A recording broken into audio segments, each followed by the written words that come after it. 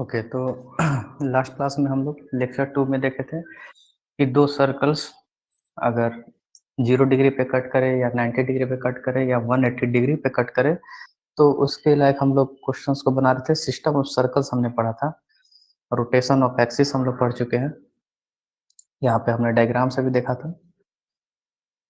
तो आज हम लोग उस पर कुछ क्वेश्चंस और कुछ इंपॉर्टेंट प्रॉब्लम्स है जो आपके एग्जाम्स में पूछे जा चुके हैं, तो उसी पे हम लोग चर्चा करने वाले हैं। थोड़ा सा ध्यान देने वाला चीज है कि ये ऑर्थोगोनली वाला है जो थीटा इक्वल टू 90 डिग्री, सबसे ज्यादा इम्पोर्टेंट आपका ये टॉपिक है। तो जरा इसको आप मार्क करके रखेंगे कि अगर थीटा इक्वल टू 90 डिग्री होता है तो यहाँ पे C1 का whole square equal to R square plus R1 square हो जाता है। और जिसका हमने अलग फॉर्मेट में हम लोगों ने बनाया था, जो ये कंडीशन है, जो ये भी आपके एग्जाम्स में पूछा चुका है ऑनर्स एग्जाम के लेवल में, तो इसको जरा ध्यान रखेंगे कि एक्चुअली में होता क्या है कि जो सर्कल है आपका x square plus Y square plus 2G1x plus 2F1y plus C1, तो उसका एक कंडीशन बना था, हमने इंपॉर्टेंट करके लिखा भी है। तो इन चीजों को ध्यान रखते हुए हम लोग कुछ नए प्रॉब्लम पे जाते हैं जो आपके एग्जाम्स में भी पूछे जा चुके हैं। दो प्रॉब्लम हम लोग कर चुके हैं। तो आज के क्लास यानी कि आज हमारा है लेक्चर 3। लेक्चर 3, तो इस लेक्चर 3 में हमारे पास आज प्रॉब्लम है, बहुत ही खास प्रॉब्लम है। तो इसको जरा हम लिख लेते हैं। क्या है सवाल कि prove that the two circles, ये भी ऑनर्स एग्जाम में पूछा जा चुका है, ठीक है, ध्यान रखेंगे इसका। Which pass which pass through the points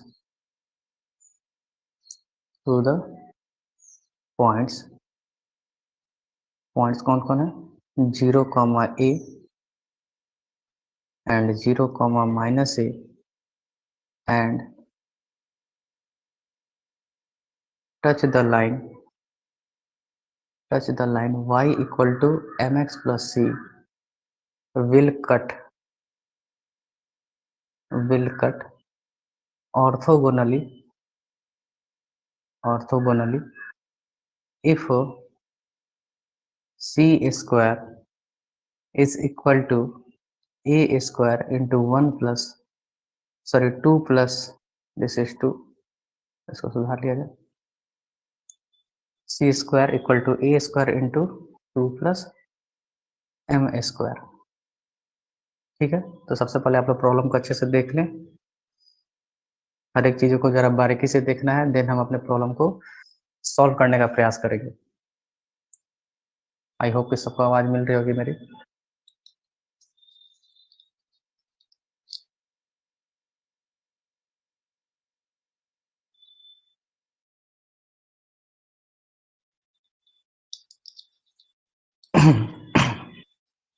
तो हमारे पास ये प्रूफ करना है, बहुत सारी यूनिवर्सिटी में पूछा भी जा चुका है, जैसे कि पटना यूनिवर्सिटी में पूछा जा चुका है, मगध में पूछा जा चुका है, इवन IFS में पूछा गया है, इंडियन फॉरेन सर्विस। तो वहां पे भी ऑनर्स लेवल के सवाल होते हैं। तो हमारे पास जो प्रॉब्लम है वो ये है कि दो सर्कल्स जो कि पास कर रहे हैं 0, A और 0, -A से, और y equal to mx plus c को टच कर रहे हैं, तो ये अपने आप को एक दूसरे को कट करेंगे सिर्फ और सिर्फ तभी जब C square equal to A square into 2 plus M square हो जाए। ठीक है, बोलिए क्लियर है? सवाल को समझिए और उसके डायग्राम को भी समझेंगे कि कहना क्या चाह रहा है हमें।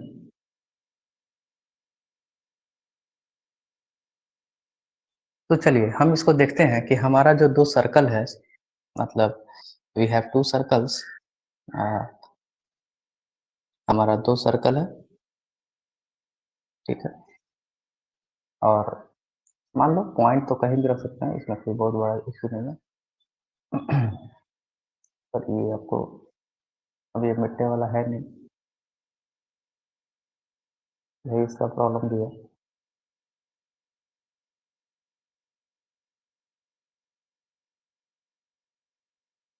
ठीक है, चलो कोई बात नहीं है, आप इसको सर्कल एज्यूम कर लेना। बाकी चीज़ें हम इस पे कर नहीं सकते क्योंकि डायग्राम ये बन चुका है। तो ये 2 सर्कल है मान लो हमारे पास, और इसमें क्या है कि एक है आपका, मान लो 2 सर्कल है, जैसे कि एक मान लो S1 है, एक हमारा S2 है, और ये दोनों जो है वो 0, a और 0, -a से पास कर रहा है और एक लाइन को टच कर रहा है y = mx + c को। तो ये कहा जा रहा है कि ये दोनों सर्कल्स एक दूसरे को 90 डिग्री पे कट करेगा, और ये तभी पॉसिबल है जब c square a square into 2 plus m square के इक्वल हो जाए। तो हम इसको प्रोसीड करते हैं कि कैसे इस क्वेश्चन को किया जाए। तो सबसे पहले हम क्या करेंगे कि एक सर्कल का इक्वेशन बना लेंगे। इक्वेशन क्या होगा, मानते हैं जैसे let the equation of circle be x square, general equation लिख रहे हैं, plus Y square plus 2gx plus 2fy plus c is equal to 0। तो यहाँ थोड़ा सा समझने का चीज है कि हमारे पास सर्कल का इक्वेशन हमने माना, तो ये जो दोनों सर्कल है ना, दोनों सर्कल है उनके लिए हम बात कर रहे हैं, इसलिए कि अगर जैसे मेरा जी एफ और सी है ना, जी एफ और सी को जैसे जैसे तुम बदलते जाओगे, वैसे वैसे हमारे सर्कल के इक्वेशन बदलते जाएंगे। तो हम आगे चल के देखेंगे कि इसमें हमारे 2 वैल्यूज मिलेंगे, तो यानी कि 2 सर्कल का इक्वेशन हमारा इसी में काम बनने वाला है। ठीक है, लेकिन इस सर्कल का इम्पोर्टेंट पॉइंट क्या है? सर्कल का जो इम्पोर्टेंट पॉइंट है वो है कि the circle now the circle, मान लीजिए इस सर्कल का नाम 1 दे दिए। The circle passes through the points, कौन कौन पॉइंट से पास कर रहे हैं? ये जो दोनों सर्कल है, 0, a and 0, -a। It means that कि अगर हमारा ये सर्कल जो है, हमारे जी और एफ की वैल्यू बदलेंगे तो सर्कल बदलेगा। तो इसमें अगर हम x बराबर 0 और y बराबर a को रखें तो इक्वेशन फर्स्ट सेटिस्फाई होगा। उसी तरह से फर्स्ट इक्वेशन में अगर x बराबर 0 और y बराबर माइनस रखे तो भी सेटिस्फाई होगा। तो इस कारण से हम क्या करेंगे, इसमें हम इस वैल्यूज को पुट करेंगे, तो क्या हो जाएगा देखो, अगर पहले वाले पॉइंट की बात करें तो 0, a डालने पे ये सेटिस्फाई होना चाहिए, यानी कि 0 का स्क्वायर प्लस a का square plus 2g into 0 plus 2f into a plus c is equal to 0। तो यहाँ से हमें क्या मिलने वाला है, जरा देखिए तो, यहाँ से हमें ये मिलेगा। अच्छा एक मिनट, यहाँ पे थोड़ा सा एक गड़बड़ हो गया है क्योंकि यहाँ पे सी शब्द का ऑलरेडी इस्तेमाल किया जा चुका है। तो जो हम इक्वेशन ऑफ सर्कल लिख रहे हैं ना, तो थोड़ा सा समझदारी रखना होगा कि क्यों ना इस सी का नाम कुछ और दे देते हैं। सपोज कर लो ये हमने दे दिया के दे दिया मान लो, ठीक है। तो यहाँ पर ये क्या हो जाएगा हमारा, के कांस्टेंट है तो कुछ भी रख सकते हैं, इसमें कोई बहुत बड़ी इशू है नहीं, बाद में देख लेंगे इसकी वैल्यू क्या आएगी। तो ये के हो गया, ठीक है, क्योंकि सी हमारा y = mx c में यूज हो चुका है। तो इसका मतलब ये हो जाएगा कि a square plus 2fa plus k is equal to 0। This is equation number third, sorry equation number second. उसके बाद हम देखते हैं कि अब चूंकि हमारा जो सर्कल है वो 0, -a से भी पास कर रहा है, तो इस तरह से हम फर्स्ट इक्वेशन में अगर माइनस से रख दे y की जगह पे और 0 रख दे x की जगह पे, तो हमारा इक्वेशन अब बदलने वाला है a स्क्वायर, उसके बाद क्या हो जाएगा, -2fa plus k is equal to 0। This is my equation number third। Now we will solve this equation, मतलब कि solving for k and f, भाई k और f के लिए हम सॉल्व कर रहे हैं from both equations, कौन कौन, second and third. Then we get, क्या प्राप्त होता है हमें, देख लीजिए। तो क्या करेंगे, दोनों को ऐड करेंगे या दोनों को सब्ट्रैक्ट करेंगे, जो आपको उचित लगे। तो क्या करते हैं, पहले बार में सेकंड माइनस थर्ड कर लेते हैं। तो ये क्या मिल जाएगा हमें, अगर हम सेकंड माइनस थर्ड करते हैं तो हमें मिलने वाला है ए स्क्वायर और ए स्क्वायर कैंसिल हो जाएगा, बच जाएगा 4fa। उसके बाद के और के कैंसिल हो जाएगा तो ये हो जाएगा 0। तो फाइनली हमें f इक्वल टू 0 मिल गया यहाँ से। तो उसी प्रकार से अगर f बराबर 0 हम इक्वेशन सेकंड या थर्ड में डाल देंगे तो k की वैल्यू मिल जाएगी -a²। इसलिए we have f equal to 0 and k is equal to -a²। ठीक है, ये 2 पॉइंट हमें मिल गए। अब हमें k का वैल्यू मिल गया, f का वैल्यू मिल गया, अब g का वैल्यू मिल जाए तो हमारा काम बन जाएगा। तो अब हम देखते हैं, तो इसलिए इसलिए the equation of our circle, equation of the circle is, हमारा इक्वेशन इज नहीं कह सकते क्योंकि दो सर्कल की बात एक ही में हम कर रहे हैं, तो इज ना कह के यहाँ पर हम लिखते हैं इक्वेशन बिकम्स क्या हो जाएगा, x square plus Y square plus 2gx, क्योंकि g का मान हमें नहीं पता है और f का मान 0 है तो 0 हो गया, 2 इंटू 0 इंटू वाई, अब प्लस के है आपका माइनस ए स्क्वायर, तो इसको डाल दीजिए, x square plus Y square plus 2gx minus A square is equal to 0। This is my new equation that is called, मान लीजिए इक्वेशन नंबर 4। तो हम इतने जो चीजों को देखे, दो इन्फॉर्मेशन हमने पहले लिया है यूज, अभी क्या क्या यूज किया है कि हमारा जो सर्कल है वो 0, a से पास कर रहा है, 0, माइनस ए से पास कर रहा है। इस दो कंडीशन के चलते हमारे पास दो वैल्यूज मिल गए, एफ के और के, ठीक है। तो अब अगर हमें जी मिल जाए या जी से रिलेटेड कोई कंडीशन मिल जाए, तब हम इसके इस प्रूफ तक हम पहुंचेंगे। तो अब हमारे पास जो न्यू स्टेटमेंट है क्या है कि जो सर्कल है वो क्या कर रहा है, mx प्लस सी को क्या कर रहा है, टच कर रहा है।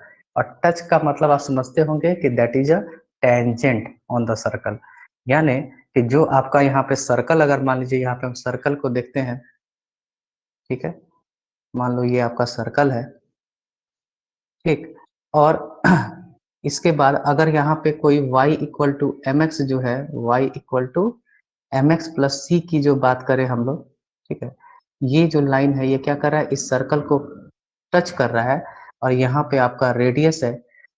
तो होता क्या है कि ये यहाँ से यहाँ तक की जो दूरी है हमारी, ठीक है, मतलब length of the perpendicular from the centre. अब देखिए इस सर्कल का सेंटर क्या होगा, सबसे पहले देखो व्हाट इज द सेंटर, तो centre is minus g, minus f लिखते हैं लेकिन एफ क्या है यहाँ पे 0 है, तो सेंटर हो गया हमारा माइनस जी कॉमा 0, ठीक। तो ये जो सेंटर है, ये यहाँ से इसकी जो दूरी होगी वो क्या होगी, रेडियस के बराबर होगी। मतलब इस पॉइंट का, मान लो ये पॉइंट है आपका, कोई ए पॉइंट है, तो इस ए पॉइंट से इस पी पॉइंट के बीच का जो दूरी होगा वही तो आपका क्या होता है, रेडियस भी होता है। हम लोग पढ़े हैं 8-9 क्लास में, आप थोड़ा याद कीजिएगा कि केंद्र से स्पर्श रेखा के तरफ जो दूरी होती है वो क्या होती है, रेडियस के बराबर होती है। तो इसका मतलब क्या हो जाएगा कि अब हम क्या देखते हैं कि अगर ए पॉइंट से इस लाइन के बीच का हमें डिस्टेंस चाहिए तो फॉर्मूला क्या होता है, तो जरा इस फॉर्मूला को एक बार आपको हम याद दिलाते हैं, थोड़ा सा नोट में ध्यान दीजिएगा कि क्या था वो फॉर्मूला। कि अगर कोई मान लीजिए पी, अगर कोई x1 y1 पॉइंट होता था सपोज करो, और एक इक्वेशन होता है ax plus B Y plus C बराबर 0, तो इस पॉइंट से इस लाइन के बीच का मतलब यहाँ पे आपका p है, यहाँ पे आपका ax plus B Y plus C है, तो यहाँ से यहाँ तक की जो परपेंडिकुलर डिस्टेंस दूरी होती थी वो निकलता था क्या, ax1 plus B Y one plus C upon root under A X square plus B square. और पॉजिटिव लेते थे क्योंकि हमें नहीं पता कि ये नेगेटिव है कि पॉजिटिव है, तो डिस्टेंस हमेशा पॉजिटिव लेते हैं, इसीलिए ऐसा फॉर्मूला लगाते थे। उसी प्रकार से अब हमारे पास जो पॉइंट है ए, यहाँ पर जो हमारा पॉइंट है यानी कि सेंटर है, ये ए पॉइंट है, और लाइन जो है आपका वो क्या गिवन है, y equal to M X plus C, तो इसको इसमें कन्वर्ट कर लेते हैं तो क्या हो जाएगा, m x minus y plus c is equal to 0। तो इस पॉइंट से, इस ए पॉइंट से इस लाइन के बीच की जो दूरी होगी वो क्या होगी, रेडियस के बराबर होगी। ये हमें डायग्राम से भी दिख रहा है, तो रेडियस तो हम निकाल ही लेंगे। तो सबसे पहले हम क्या करते हैं कि, हाँ सबसे पहले हम क्या करते हैं कि इन दोनों डिस्टेंसेस को देखते हैं। तो सबसे पहले देखिए कि इस सेंटर से इस लाइन की दूरी कैसे निकालेंगे, तो m इंटू माइनस जी प्लस, देखिए x की जगह पे क्या किया, माइनस जी कर लिया, और y की जगह पे 0, तो यहाँ पे माइनस माइनस 0 मतलब 0 ही रह गया, कोई दिक्कत नहीं है। और उसके बाद plus c by root over x का कोफिशिएंट का स्क्वायर प्लस y के कोफिशिएंट का स्क्वायर, ये हो गया आपका, इज इक्वल टू, अब what is the radius, radius क्या होता है, तो देखो ये सर्कल है, 4 नंबर इक्वेशन जो है ये सर्कल ही का तो इक्वेशन है। ध्यान से जरा देखिए इसको, छोटे छोटे पॉइंट्स है जिसको हमें ध्यान देना है।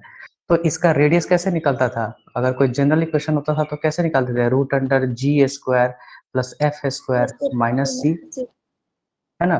तो यहाँ पर आपका g का तो g है, इसमें तो कोई समस्या नहीं है। f आपका हो गया है 0 और c का मतलब यहाँ पे क्या है, माइनस सी स्क्वायर, तो माइनस माइनस हो जाएगा आपको प्लस, है ना, तो जी स्क्वायर प्लस।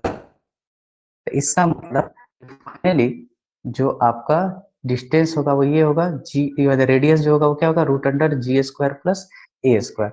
इसको जरा हम सॉल्व करते हैं।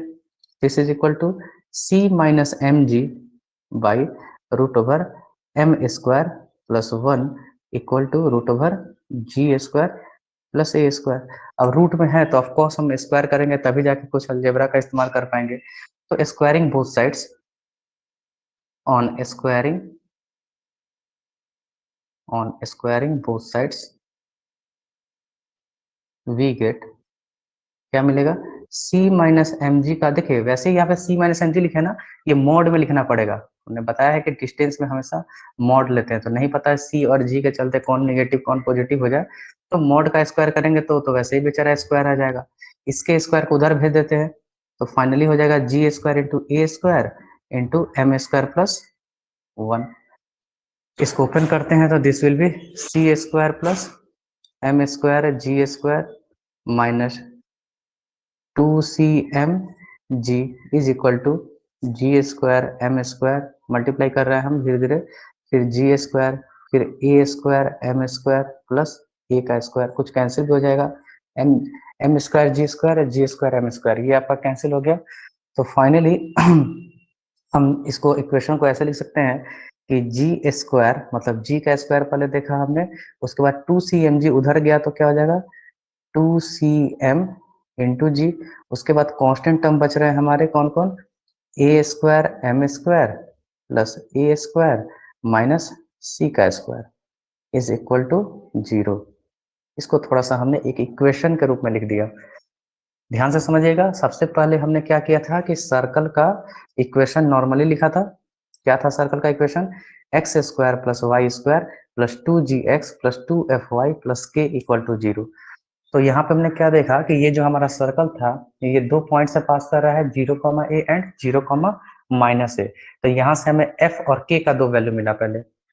तो f और k का वैल्यू क्या क्या मिला था, f हमें मिल गया था 0 और k मिल गया था हमें -a स्क्वायर, यहाँ वाला पॉइंट है।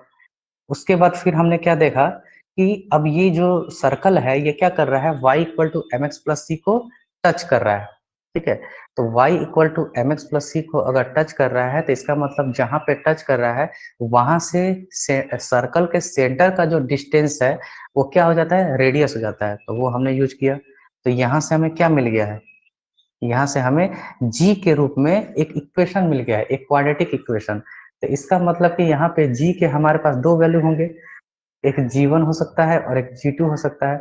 और 2 वैल्यू जो है वो एक्चुअली में हो क्या रहा है कि जो आपने सर्कल का इक्वेशन बनाया है, सर्कल का इक्वेशन आपने अभी भी जस्ट लिखा था, साइड में हम यहाँ पे लिखते हैं कि X square plus Y square plus 2gx minus ए स्क्वायर, चूंकि वाई वाला 0 हो गया था। ये इक्वेशन में अगर g और G1 और G2 अलग अलग हो जाते हैं तो 2 सर्कल हमें इसी इक्वेशन से मिल जा रहा है ना। जैसे मान लो G1 बराबर 5 आ गया, G2 बराबर 6 आ गया, तो हमारे पास 2 इक्वेशन बन गए, यानी कि 2 सर्कल बन गए। यानी कि हम जो 2 सर्कल के बारे में बात कर रहे हैं वो इसी इक्वेशन से हम डील कर ले रहे हैं। और इन दोनों सर्कल्स का क्या खासियत है कि ये 0, a से भी पास कर रहा है और 0, -a से भी पास कर रहा है, और साथ ही साथ y equal to M X plus C को टच भी कर रहा है। तो सारे क्रिटेरिया को हमने उन 2 सर्कल्स की कहानी को एक सर्कल के क्वेश्चन में लिखा और बता दिया कि अगर हम जी को बदलेंगे, जैसे जी के वैल्यू 2 हो रहे हैं तो 2 सर्कल हमें यहीं से मिल जाएंगे। तो बस यही कॉन्सेप्ट को हमने यूज किया है। तो चूंकि ये इक्वेशन है तो इसका मतलब कि हम मान लेते हैं कि लेट, सॉरी ब्लू कलर से यूज करना चाहिए था, लेट द इक्वेशन ऑफ, अब इक्वेशन हमने कितना बनाया, बहुत सारे इक्वेशन बन चुके हैं, लेकिन समझ जाइएगा तो ये बहुत बड़ा इशू है नहीं, ठीक है। ये इक्वेशन नंबर हमारा 5 है। तो let the values of equation 5 of g be G1 and G2, ठीक है। तो यहाँ से हम क्या जानते हैं कि G1 और G2 जो है वो क्या है, ए इक्वेशन है। इसका मतलब क्या हुआ कि जो एक सर्कल आपका S1 है, यहाँ पर हमने S1 सर लिखा हुआ था, देखिएगा जरा, S1, ठीक है, एक S1 है और एक S2 है। तो S1 जो सर्कल है उसका इक्वेशन हो गया आपका, अब क्या हो गया, x square plus Y square, और जी की जगह पे G1 हो गया 2G1 x minus A square, I think यही था, माइनस ए स्क्वायर हुआ है ना, जरा एक बार देख लिया जाए। हाँ, ये वाला 4th नंबर इक्वेशन को देखो। उसी तरह से S2 जो सर्कल है वो कैसा हो गया, the S2 circle will be x square plus Y square plus 2G2x minus A square is equal to 0। तो देखो इस इक्वेशन से हमें G1 G2 के लिए एक एक अलग अलग सर्कल बन गए, और ये दोनों सर्कल के बारे में अब क्या कहानी है कि ये दोनों सर्कल एक दूसरे को कट करते हैं, ध्यान से समझिएगा, ये दोनों सर्कल एक दूसरे को ऑर्थोगोनली कट करते हैं इफ सी स्क्वायर बराबर जो भी है A square into 2 plus M square something जो भी है। तो हमें अब ये देखना है कि ये सर्कल एक दूसरे को ऑर्थोगोनली कट कैसे करेंगे, ठीक है। तो हम जानते हैं कि इफ, यहाँ पे लिखते हैं, if S1 and S2 cut each other, intersect या cut each other orthogonally, orthogonally, then क्या फॉर्मूला होता है, 2G1 G2 plus 2F1 F2, but what is F1 F2, यहाँ तो F ही 0 तो F1 F2 भी 0, तो ये 0 हो गया, is equal to C1 plus C2, और C1 क्या है, माइनस ए स्क्वायर और फिर माइनस ए स्क्वायर। तो इसका मतलब क्या मिला हमें, G1 G2 is equal to minus A square, क्योंकि ये क्या हो जाएगा, माइनस ए स्क्वायर हो जाएगा, तो 2 कैंसिल हो गया दोनों साइड से। Also since G1 and G2 are the two roots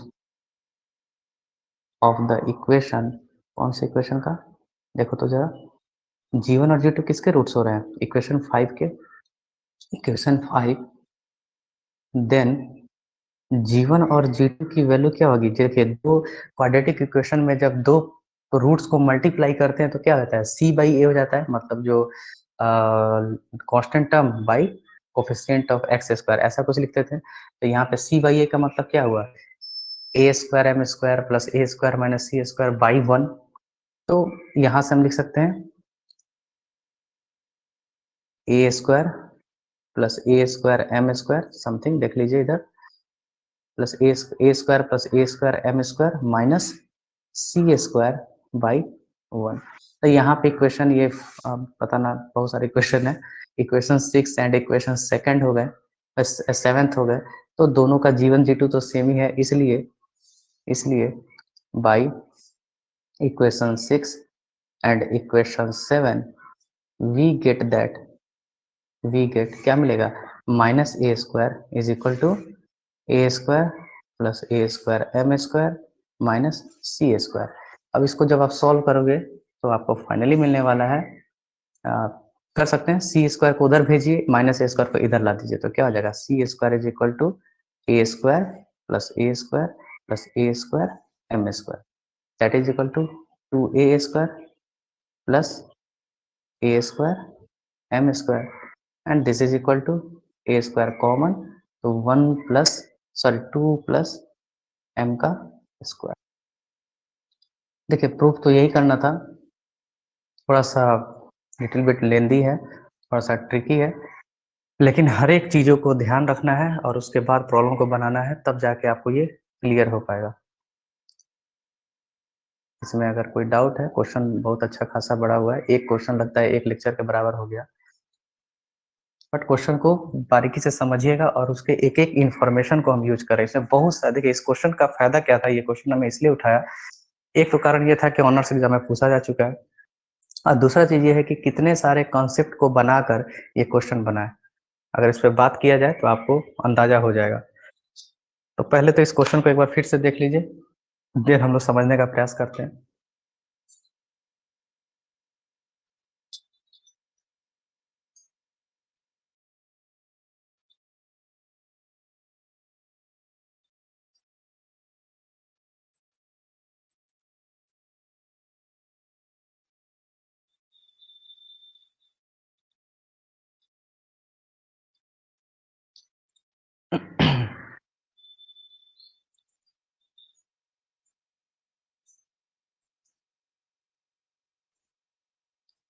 हाँ, तो एक बार रिपीट करते हैं क्योंकि थोड़ा लेंदी था, तो निश्चित है कि समझने में थोड़ी फर्क हो सकती है।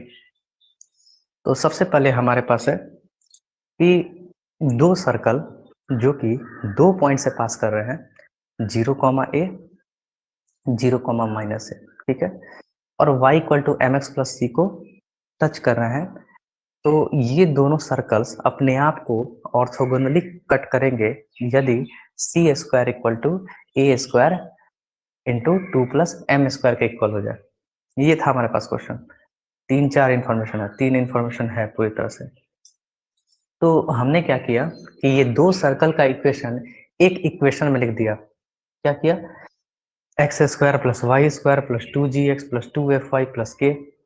जैसे जैसे जी एफ और के की वैल्यू को चेंज करेंगे वैसे वैसे हमारा दोनों सर्कल का इक्वेशन मिल जाएगा। और आगे चल के हम देख भी रहे हैं कि जी की 2 वैल्यूज हो रही हैं, एफ की 1 वैल्यूज है, के का 1 वैल्यूज है, लेकिन जी के 2 वैल्यू हो रहे हैं और इसी 2 वैल्यू के चलते दो सर्कल बन जा रहे हैं S1 एंड S2। लेकिन ये दोनों सर्कल की खासियत क्या है? सबसे पहला जो इंपॉर्टेंट पॉइंट है वो हमारा है कि हमारा जो सर्कल है वो 0, A और 0, -A से पास कर रहा है। इसका मतलब कि हम x बराबर 0 रखें, y बराबर a रखें एंड देन x बराबर 0 रखें एंड y बराबर -a रखें, तो हमारे इक्वेशन फर्स्ट को ये दोनों सेटिस्फाई करेंगे। तो यहाँ से हमने क्या देखा कि f की वैल्यू हमें 0 मिल गई और k की वैल्यू -a² मिल गया। तो इसका मतलब g का वैल्यू अभी तक हमें नहीं मिला है। तो मतलब कि अब हमारा जो सर्कल का इक्वेशन बन गया वो बन गया x² + y² + 2gx, f तो 0 और c हो गया माइनस, मतलब k हो गया -a² बराबर 0। ठीक है, ये हमारा सर्कल का, दोनों सर्कल का इक्वेशन को हम एक तरह से बात कर ले रहे हैं। उसके बाद हम यूज कर रहे हैं कि हमारा जो सर्कल है, ठीक है, y equal to M X plus C एक लाइन है जो कि उसको टच कर रहा है। तो टच करने का मतलब क्या है कि टेंजेंट है। टेंजेंट है इसका मतलब कि सर्कल के सेंटर से उस लाइन की दूरी और सर्कल का रेडियस दोनों के दोनों क्या हो जाएंगे? सेम हो जाएंगे। तो उसके लिए आपके डायग्राम यहाँ पे है और हमने डिस्टेंस फॉर्मूला लगाया। पॉइंट्स, किसी पॉइंट से किसी लाइन के बीच का डिस्टेंस हम कैसे निकालते हैं, और चूंकि हमारे पास सर्कल का इक्वेशन बन चुका है तो यहाँ से हम रेडियस भी निकाल सकते थे। तो दोनों को क्या किया हमने? इक्वेट कर दिया। ये वाला जो है लेफ्ट साइड वाला, ये है पॉइंट से स्ट्रेट लाइन के बीच का इक्वेशन डिस्टेंस, और ये वाला जो है वो क्या है? सर्कल का रेडियस। क्योंकि जो लाइन है कर रहा है, इट मीन्स दोनों बराबर होंगे, रेडियस भी और डिस्टेंस भी। दोनों तरफ स्क्वायर किया तो हमें g के रूप में एक क्वाड्रेटिक इक्वेशन मिल गया। अब चूंकि g के रूप में हमें दो क्वाड्रेटिक इक्वेशन मिल गया तो g के दो वैल्यूज होंगे, g1 एंड g2। अब इन g1 और g2 के चलते हमारे s1 और s2 नाम के दो सर्कल बन जाएंगे। g1 और g2 चूंकि दो रूट्स हैं तो दो रूट का प्रोडक्ट करते हैं तो constant term upon the coefficient of g² होता है, यानी कि c/a। आप लोग पढ़े भी alpha into beta is equal to c/a। ठीक है, और फिर हम फॉर्मूला यूज करते हैं कि चूंकि जो हमारा गिवन स्टेटमेंट है कि S1 और S2 जो है वो ऑर्थोगोनली टच कर रहा है, तो ये फॉर्म को यूज होना पड़ेगा, g1 g2 equal to -a²। Formula क्या था वो? 2g1 g2 + 2f1 f2 equal to c1 + c2। ठीक है, तो वह, तो यहीं पर हमने यूज किया कि हमारा f1 f2 तो 0 है और g1 g2 के बारे में पता नहीं है, लेकिन यहाँ से ये मिला कि g1 g2 का मान क्या हो गया है? -a² हो गया है। फिर देखते हैं कि g1 g2 चूंकि रूट्स हैं इस क्वाड्रेटिक इक्वेशन के, तो उसका वैल्यू कुछ मिल गया, कांस्टेंट टर्म बाई 1। और यहाँ से बस हमें बस यही लाना था कि c² की वैल्यू a² इंटू 2 + m² हो जाएगा। तो देखिए कितने सारे चीज हैं, इसको यूज किया है हमने। तो ये one of the important problem है आपके एग्जाम पॉइंट ऑफ व्यू से, इसको ध्यान रखेंगे हमेशा। ठीक है, आई होप कि इतना तक सबको क्लियर हुआ होगा। थोड़ा हम लोग टाइम जरूर ले रहे हैं, लेकिन इतना तो है कि चीजों को समझ समझ के पढ़िएगा तो हमेशा वो याद रहेगा। अगर कभी गलती से भूल भी गए तो अपना दिमाग तो लगा ही सकते हैं। तो अब हम लोग अपने एक नए टॉपिक पे जाने वाले हैं, और एग्जाम में ये टॉपिक पे तो डिफिनीशन भी पूछा जा चुका है, डिफिनीशन पूछा जा चुका है, इक्वेशन पूछा जा चुका है, तो उसी पे हम लोग बात कर रहे हैं। तो द न्यू टॉपिक इज है हमारा कौन सा? Radical axis. फर्स्ट क्वेश्चन जो होगा आपका, रेडिकल एक्सिस या को एक्सल सर्कल्स के ऊपर होगा। तो खैर अभी हम देखते हैं रेडिकल एक्सिस क्या होता है। रेडिकल एक्सिस,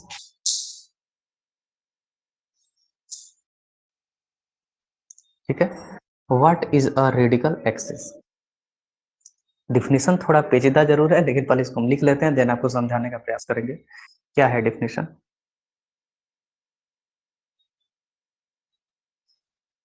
ठीक, रेडिकल एक्सिस दो सर्कल का होता है। ऐसा नहीं कि किसी एक सर्कल का रेडिकल एक्सिस की बात की जा रही है, दो सर्कल का होता है, ठीक है। चलिए लिखते हैं पहले, the radical axis, the radical axis of two circles is the locus। Locus का हिंदी होता है बिंदु पथ। The radical axis of two circles is the locus of a point, locus of a point, ये डिफिनेशन आएगा एग्जाम में, ठीक है। which moves so that the length of the tangents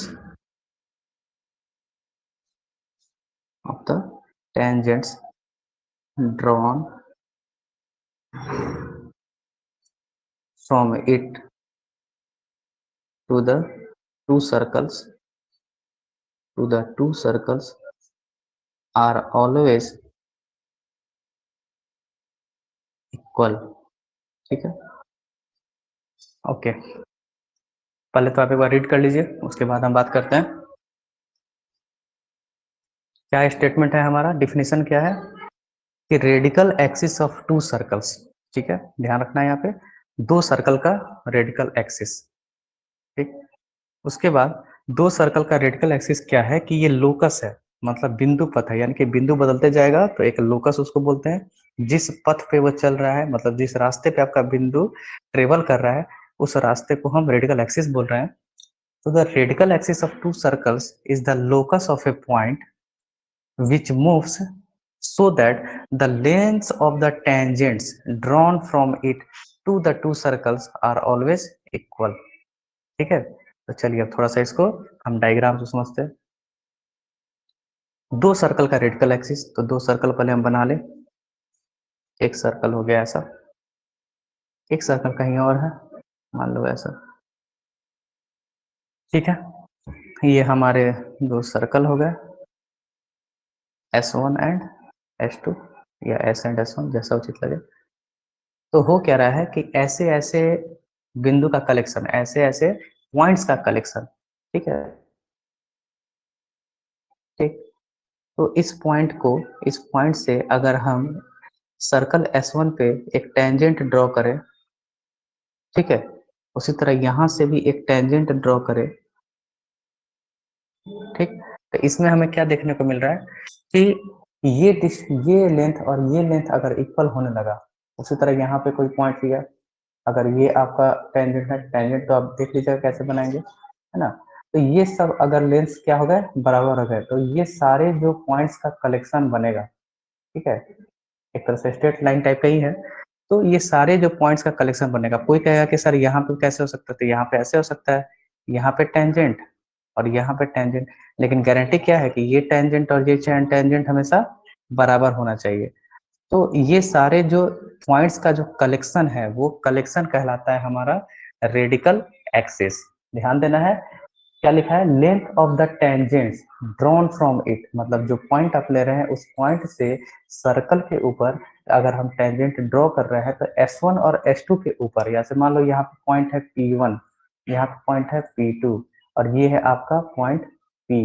तो PP1 इक्वल टू PP2 होने लगे, मतलब कि पॉइंट से टेंजेंट ले रहे हैं S1 पे और उसी पॉइंट से टेंजेंट ले रहे हैं S2 पे, तो दोनों के टेंजेंट का डिस्टेंस वैल्यू हमेशा क्या है, हमेशा सेम होने लगे, तो उस पॉइंट्स के कलेक्शन को हम बोलते हैं, that is called a radical axis. तो कभी ऐसा हो जाता है एग्जाम में कि आपको डिफिनेशन याद नहीं रहता, लेकिन डायग्राम हमेशा याद रहता है। हम बारह बोलते हैं डायग्राम चित्र हमेशा ध्यान में रहता है। तो इससे क्या कीजिएगा, आप अगर डेफिनेशन भूल भी जा रहे हैं तो थोड़ा सा दिमाग लगाइएगा कि क्या चीज पूछा जाता था, कि दो सर्कल का रेडिकल एक्सिस होता है, एक सर्कल का रेडिकल एक्सिस नहीं बात किया जाएगा। ठीक। तो अब हम चलेंगे कि इसके रेडिकल एक्सिस, किसी दो सर्कल का रेडिकल एक्सिस हम फाइंड कैसे करें। How to find a radical axis of two circles. अब सर्कल के भी दो कहानी है, सर्कल या तो इंटरसेक्ट कर सकता है, सर्कल या तो टच कर सकता है, सर्कल या तो क्या कर सकता है, इंटरसेक्ट ही ना करे, जैसे यहाँ पे हमने देखा। तो इन सारे केसेस में हमारे रेडिकल एक्सिस एक कॉमन इक्वेशन बनेगा, और उस कॉमन इक्वेशन को हम बोलेंगे कि this is the equation of a radical axis to the circle S1 and to the circle S2। तो चलिए देखते हैं इसको कि कैसे इसको हम लोग बना सकते हैं। तो चलिए दो सर्कल हम मानते हैं सबसे पहले। ठीक है, late the equation of two circles be, let the equations of two circles, कौन कौन सर्कल है, S1 एंड S2, बी, मान लो S1 का हमने इक्वेशन दे दिया x² plus y² plus 2g1x plus 2, या फिर ऐसा कर सकते थे, इसको हम ऐसे ही मान लेते हैं, कोई दिक्कत ऐसे है नहीं, बट फिर भी ठीक है, जैसा जो बोला जाए। This is S1 and this is S। ठीक है, तो ये हमारा हो गया, हमारा S इक्वेशन का, ये जो हम इक्वेशन मान रहे हैं सर्कल का, वो क्या हो गया, x² plus y² plus 2gx plus 2fy plus c equal to 0, and S1 equal to x² plus y² plus 2g1x plus 2f1y plus c1 is equal to 0। ठीक है, तो हमारे दो सर्कल की ये क्या हो गए, इक्वेशन हो गए। और अब हम क्या मानते हैं कि एक पॉइंट है P नाम का, यहीं पे P नाम का हम पॉइंट ले रहे हैं। ये P नाम के पॉइंट का क्या खासियत है कि इसका टेंजेंट के साथ, मतलब जो टेंजेंट हम यहाँ से ड्रॉ करने वाले हैं उसका सर्कल के साथ में इसकी लंबाई क्या होगी, दूसरे वाले के साथ भी बराबर होगी। ठीक है, तो let P of alpha comma beta be a point, पहले वाले को हम ये पहले वाले सर्कल को फर्स्ट इक्वेशन बोलते हैं, दूसरे वाले सर्कल को हम इक्वेशन नंबर सेकंड बोलते हैं। ठीक है, आसान रहेगा बोलना। Let T alpha comma beta be a point, from which the tangents to the circles कौन कौन, S1 and S2 are equal. ठीक है, क्या कह रहे हैं हम लोग कि अल्फा बीटा, यहाँ जो पी अल्फा बीटा जो है वो हमारा एक पॉइंट है जिसका एक सर्कल एस और सर्कल S1 से, यहाँ पे फिर से वही गड़बड़ हो जा रहा है, बार बार चाह रहा था यही मानने को, ठीक है कोई बात नहीं। S1 S एंड S1, ठीक है, तो S और S1 के तरफ हम टेंजेंट जो ड्रॉ कर रहे हैं, उस टेंजेंट की जो लेंथ है वो दोनों साइड से क्या है, बराबर है। इसका मतलब क्या होगा कि अगर हम x बराबर अल्फा और y बराबर बीटा यहाँ पे रखे पहले वाले में, ठीक है, पहले वाले में, और x बराबर अल्फा और x बराबर बीटा रखे दूसरे वाले में, तो ये क्या हो जाएगा, बराबर। जैसे लाइन और पॉइंट के बीच का डिस्टेंस होता था, वैसे ही हम सर्कल की बात यहाँ कर रहे हैं। तो ये क्या हो जाएगा, दोनों को हम इक्वेट करेंगे तो क्या मिलने वाला है, अल्फा स्क्वायर प्लस बीटा का square plus 2g alpha plus 2f beta plus c is equal to, पहले वाले में अल्फा बीटा रखा हमने और दूसरे वाले में क्या हो जाएगा, alpha square plus beta square plus 2g1 alpha plus 2f1 beta plus c1, ये बोथ क्या होने चाहिए, बराबर होने चाहिए। तो इसका मतलब यहाँ से ये हो सकता है कि अल्फा अल्फा स्क्वायर से कैंसिल हो जाएगा, बीटा बीटा स्क्वायर से कैंसिल हो जाएगा, तो क्या बचता है फाइनली कि 2 into g minus G1 of alpha plus 2 into f minus F1 into beta is equal to c minus c one equal to 0। देखो हमने एक साथ सबको लिख दिया। अब क्या कह रहा है हम लोगों ने, यहाँ से हमें क्या दिख रहा है कि अल्फा और बीटा के रूप में हमें एक इक्वेशन मिल गया, और अल्फा बीटा क्या है, आर्बिट्रेरी है। मतलब अगर इधर देखो तो पी अल्फा पी इधर उधर इधर उधर हो सकता है, ऊपर नीचे हो सकता है, तो ये एक स्ट्रेट लाइन है। तो अल्फा और बीटा के रेस्पेक्ट में ये एक स्ट्रेट लाइन का इक्वेशन बन रहा है। तो now to get the equation of radical axis. अब लोकस है तो क्या करेंगे, वी पुट अल्फा को कह लो x। इससे क्या होता है ना कि x और y में इक्वेशन देखना आसान होता है, समझ में आता है कि हाँ this is equation. We put alpha equal to x and beta is equal to y, then 2 into g minus g one x plus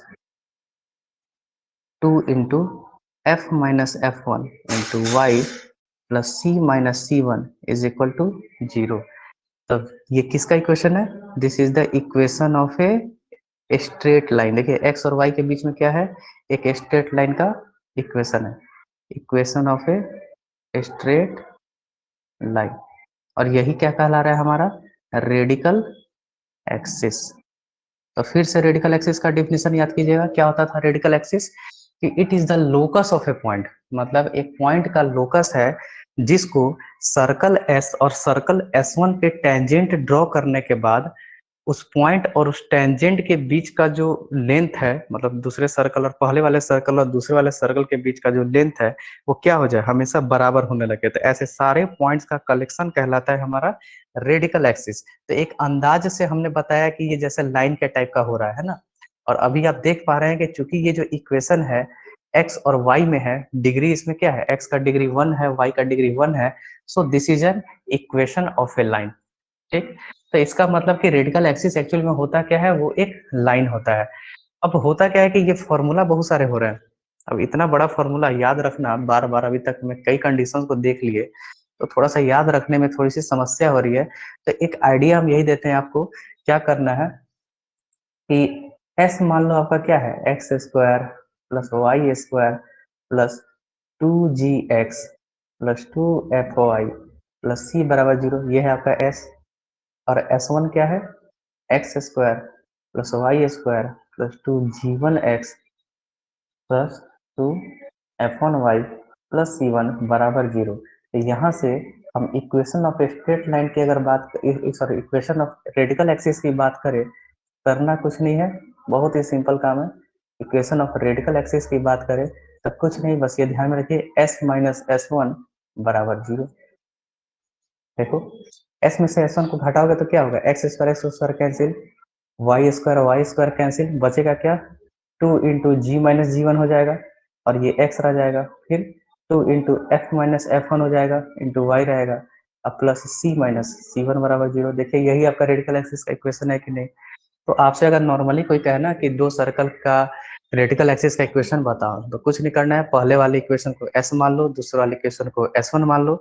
ध्यान रखना चाहिए कि s जो आप लिख रहे हो तो राइट हैंड साइड में 0 है, क्योंकि कांस्टेंट टर्म c को आप इधर बुला चुके हो पहले से, ठीक है ना।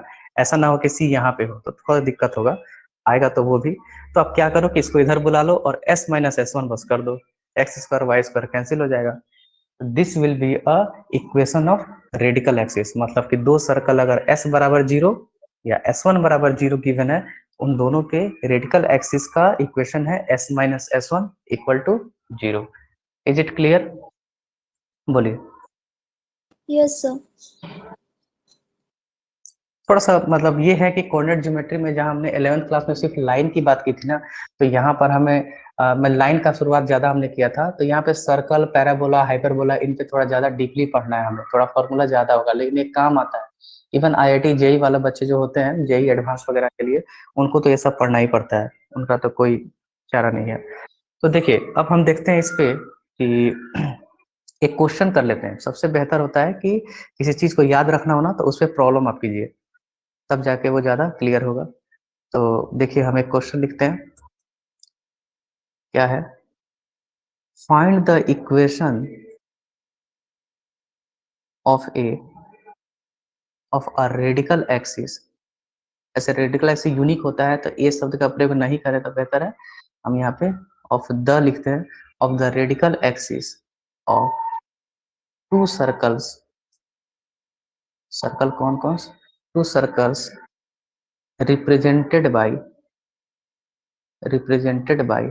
The equations. क्या क्या इक्वेशन है? X square plus Y square plus 6x minus 7y equal to, ठीक है, plus 7 equal to 0 and 2x square plus 2y square minus 3x plus 4y is equal plus 3 is equal to 0। ठीक है, question देख लिया आपने, जरा इसको ध्यान से देखें, देन हम इस पर ट्राई करते हैं। क्या गिवन है कि दो सर्कल गिवन है, दोनों का इक्वेशन गिवन है, ठीक है, और देन हमसे क्या पूछा जा रहा है कि रेडिकल एक्सिस का इक्वेशन क्या होगा। अब अपने से आइडिया बताइए क्या कर सकते हैं हम लोग। सो पहले सर्कल में से दूसरे को घटा देंगे तो हो जाएगा। ठीक है, पहले सर्कल में से जब दूसरे सर्कल को आप घटाते हो तो क्या एक्स स्क्वायर सर्कल गायब हो जाएगा? नहीं, सर्कल का इक्वेशन है ना। तो अब हमने तो अभी पढ़ा है कि भाई सर्कल का इक्वेशन क्या कहते हैं आपको, सर्कल के जो दो सर्कल के रेडिकल एक्सिस का जो इक्वेशन है वो क्या होना चाहिए, 1 डिग्री में, यानी कि एक्स का पावर 1 वाई का पावर 1 होना चाहिए। तो अब हमें क्या करना होगा कि जहां पर प्रॉब्लम हो रही है, किसमें प्रॉब्लम हो रही है, 2x square plus 2y square को, तो इसमें हम 2 से डिवाइड भी तो कर सकते हैं, इक्वेशन तो वही रहेगा ना। ऐसा भी कर सकते हैं, या फिर फर्स्ट वाले में 2 से मल्टीप्लाई भी कर सकते हैं। किसी नॉन जीरो नंबर से मल्टीप्लाई करने से दाएं बाएं में कोई फर्क नहीं पड़ता है, इक्वेशन वही का वही रहता है। अगर x बराबर 4 है तो 2x बराबर 8 है, ठीक है ना। अगर x बराबर 1 है तो 2x बराबर 2 है। हमें तो एक्स स्क्वायर और वाई स्क्वायर को किसी तरह से हटाना है, चाहे कुछ भी हो जाए, तभी वो रेडिकल एक्सिस का इक्वेशन बनेगा, क्योंकि वो एक स्ट्रेट लाइन होता है। तो इस कारण से हम क्या करेंगे, यहाँ पे जो उचित लगे, हम चाहते हैं कि 2 से आप ऊपर वाले मल्टीप्लाई कर लीजिए तो ज्यादा आसान हो जाएगा। तो पहले वाले इक्वेशन को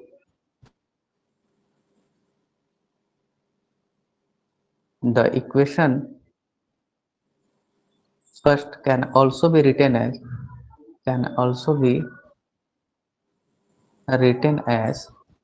क्या कर रहे हैं, 2 से मल्टीप्लाई कर दो तो क्या हो जाएगा, 2x स्क्वायर 2y स्क्वायर, तो 12x 14y प्लस 14 बराबर 0 and the other circle is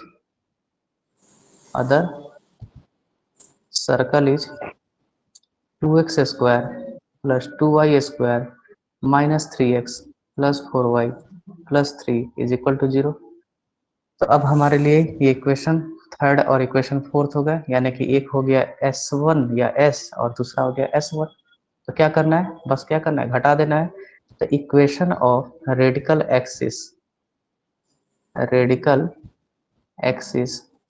will be, क्या हो जाएगा, S माइनस S1 बराबर 0। इसका मतलब क्या होगा, आप देख लो, 2x स्क्वायर से कैंसिल, 2y स्क्वायर से घट जाएगा, 12x माइनस माइनस 3x तो क्या हो जाएगा, 15x minus 14y minus 4y क्या हो जाएगा, minus 18y plus 14 minus 3 that will be equal to plus 11 equal to 0। This is the equation of radical axis. बोलो क्लियर है सबको? Yes sir. चलिए, तो इसी प्रकार से अगर किसी सर्कल के रेडिकल, दो सर्कल के रेडिकल एक्सिस का इक्वेशन हमसे पूछा जाए एज ए बाई क्वेश्चन तो हम आराम से बना सकते हैं, ठीक है। इसमें कोई समस्या होना नहीं चाहिए, बस करना क्या है कि दोनों का S1 दोनों के एक्स स्क्वायर और वाई स्क्वायर के कोफिशिएंट क्या होने चाहिए, ऊपर नीचे दोनों सेम होने चाहिए। अगर सेम नहीं है आप उसको सेम बनाइए, ठीक है ना।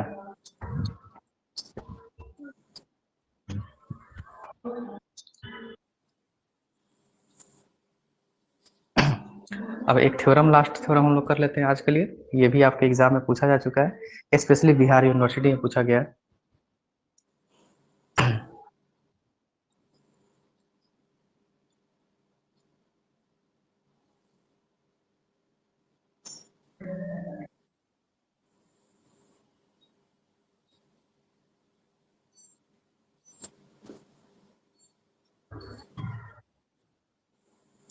ठीक है, तो थ्योरम है हमारा one of the important theorem for exam point of view से, कि प्रूव दैट, ऐसा थ्योरम ये तो क्वेश्चन हो गया, ठीक है, प्रूव दैट क्वेश्चन लिख दिया हमने, prove that the radical axis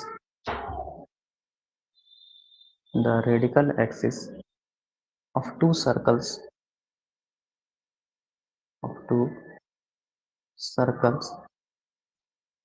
is a straight line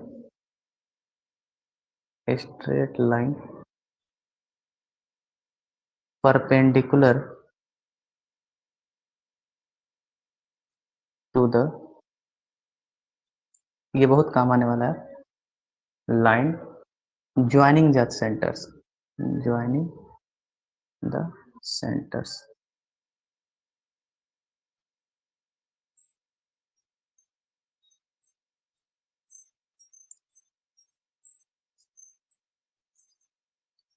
हमारे पास दो सर्कल है और एक सर्कल है, रेडिकल एक्सिस की बात कर रहे हैं, तो ठीक है, एक सर्कल इधर कहीं है, वो थोड़ा ऊपर उठा लेते हैं इसको, ठीक। अब क्या कह रहा है, यहाँ पर हमारे पास जो पॉइंट है, this is C1, this is C2, तो हमें क्या कर रहा है कि आप ये प्रूफ कर दीजिए कि जो रेडिकल एक्सिस है दो सर्कल का, वो एक स्ट्रेट लाइन है दोनों सेंटर को ज्वाइन करने वाले लाइंस के ऊपर से, यानी कि ये आपका हो गया, दो सेंटर को ज्वाइन किया हमने C1 एंड C2। तो अब सवाल ये है कि जो रेडिकल एक्सिस है वो क्या है, मान लो रेडिकल एक्सिस आपका ये वाला ही है अगर, तो ये जो लाइन है ये एक्चुअली में क्या हो रहा है कि इनके ऊपर, इस C1 C2 के ऊपर पूरी तरह से परपेंडिकुलर है, this is your radical axis R dot A. तो हमारे लिए रेडिकल एक्सिस को पहचानना अब ज्यादा आसान हो गया इस थ्योरम से। इस थ्योरम का क्या फायदा हुआ कि हमें दो सर्कल गिवन हो, क्या कीजिए, दो सर्कल को सेंटर्स को आप ज्वाइन कीजिए और उसके परपेंडिकुलर एक लाइन ड्रॉ कर दीजिए बीच में, तो वो हमारा हो जाएगा आपका रेडिकल एक्सिस। तो थोड़ा बहुत ही सही हमें एक अंदाज मिल गया कि रेडिकल एक्सिस होगा कैसे। तो अब ये हमें प्रूफ करना है, here we have to prove this. तो सबसे पहला इंपॉर्टेंट नोट है कि अगर हम इस C1 को, मान लो कि हम क्या देखते हैं, ये जो C1 है हमारा, ठीक है, इसका जो कोऑर्डिनेट है क्या है, -G1 -F1, ऐसा हो जाए, और इसका जो कोऑर्डिनेट है ये क्या है, -G2 -F2, ठीक है, ओके। और मान लो ये हमारा S1 है, अब S2 है, अब हम चाहे तो जैसे भी S1 लिखो या S1 S2 लिखो, वो आपके ऊपर है। तो अगर हम इस इक्वेशन को लिखें तो क्या करते हैं, सबसे पहले कि लेट द इक्वेशन ऑफ, ठीक है, थ्योरम है तो एकदम तरीके से लिखना है, ऐसा नहीं कि एकदम हड़बड़ी में आगे भाग गए दो लाइन में। Let the equation of two circles be, S1 का नाम हमने दे दिया है x² + y² plus 2g1x plus 2g2y plus, sorry g1 g2 हो गया, f होगा ना यहाँ पे, प्लस 2f1y प्लस c1 बराबर 0 and s2 equal to x² plus y² plus 2g2x plus 2f2y plus c2 बराबर 0, ऐसे हम कह सकते हैं। इसलिए the equation of radical axis will be, क्या हो जाएगा, S1 माइनस S2 बराबर 0, वहां पे S1 लिया था, यहाँ पे S1 S2 है, कोई फर्क नहीं पड़ने जा रहा उससे, क्या बन जाएगा, S1 माइनस S2 कर लो तो क्या हो जाएगा, 2 into G1 minus G2 into x plus 2 into F1 minus F2 into y plus C1 minus C2 equal to 0। This is my equation number first, मान लो ये हमारा रेडिकल एक्सिस का इक्वेशन है, ठीक है। उसके बाद now the slope of radical axis. भाई दो लाइन अगर परपेंडिकुलर है तो क्या दिखाना होगा, दोनों लाइन का स्लोप का प्रोडक्ट -1 हो जाए। ये आप लोग 11th क्लास में पढ़े हैं, इसमें कोई समस्या नहीं होनी चाहिए। तो इस रेडिकल एक्सिस का स्लोप क्या होगा, अगर हम इसका नाम m1 देते हैं तो क्या होगा स्लोप। अगर कोई स्ट्रेट लाइन है ax plus by plus c बराबर 0, तो इसका स्लोप कैसे निकालते हैं। सर इसको y बराबर mx प्लस c के फॉर्म में कन्वर्ट कर देंगे। हाँ वैसे भी कर सकते हैं, या फिर माइनस कोफिशिएंट ऑफ x यानी कि a और कोफिशिएंट ऑफ y, ऐसे भी कर सकते हैं। y equal to mx plus c में कीजिएगा तो यही चीज आने वाला है। तो इसका मतलब minus of coefficient of g1, x का कोफिशिएंट क्या है 2 into G1 minus G2 upon coefficient of y क्या है 2 इंटू f1 माइनस f2। 2 से 2 कैंसिल, तो ये क्या बचा minus of g1 minus G2 by f1 minus f2। ठीक है, उसके बाद also the slope of the line joining the two centers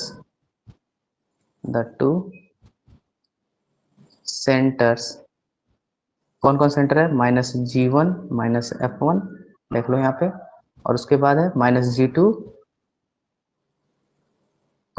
minus f2 is m2 equal to, भाई दो पॉइंट से पास करने वाले लाइन का स्लोप कैसे निकालते हैं y2 minus y1 by x2 minus x1।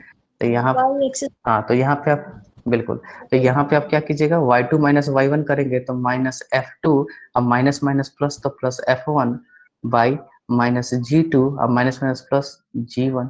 This is equal to, सुधार कर लिखेंगे तो f1 minus f2 upon g1 minus g2। तो हमारे पास m1 का वैल्यू मिल गया, m2 का वैल्यू मिल गया। ठीक है, m1 का वैल्यू है हमारे पास, इसलिए m1 इंटू m2 बराबर m1 का वैल्यू है minus g1 minus g2 by f1 minus f2 into what is the value of m2, ऊपर ही है, m2 का वैल्यू हो गया f1 minus f2 upon g1 minus g2 and here we will get, ये सब तो कट जाएंगे, देन वी गेट -1। तो स्लोप अगर -1 दोनों का प्रोडक्ट हो गया, इसलिए radical axis is perpendicular to the line joining the centers of the two circles, तो इसी प्रकार से हमें ये थ्योरम इंपॉर्टेंट रहा है, ये भी एग्जाम में आपके पूछे जा चुका है, तो इसको जरा बढ़िया से पढ़ेंगे। नेक्स्ट क्लास में हम लोग सब सीखेंगे कि रेडिकल एक्सिस ऑफ 3 सर्कल्स कैसे निकालेंगे, 3 सर्कल मतलब एक दूसरे का पेयर लेके कैसे बनाया जाए, वो कंकुरेंट होते हैं कि नहीं कंकुरेंट, एक नया शब्द आएगा। देन उसके बाद हम लोग देखेंगे कि बहुत सारी चीजें हैं, अभी बात करने से कोई फायदा है भी नहीं। तो आज के क्लास को आप लोग एक बार और रिपीट करके रिकॉर्डिंग को जरूर देखिएगा, है ना। अभी तो लाइव क्लास किया तो वो तो फायदा करेगा ही करेगा, लेकिन एक बार और देखोगे तो चीजें याद हो जाएंगी, और नोट्स जरूर बनाते रहिएगा साथ ही साथ। तो आज के लिए बस इतना ही काफी रहेगा, मिलते हैं हम लोग फिर नेक्स्ट क्लासेस में। Thank you. अगर किसी को कोई डाउट है तो पूछ सकते हैं, आई होप किसी को तो प्रॉब्लम नहीं है। प्रीति, रिंकू एंड नंदनी, कोई प्रॉब्लम तो नहीं है आप लोग को। No sir. चलिए ठीक है।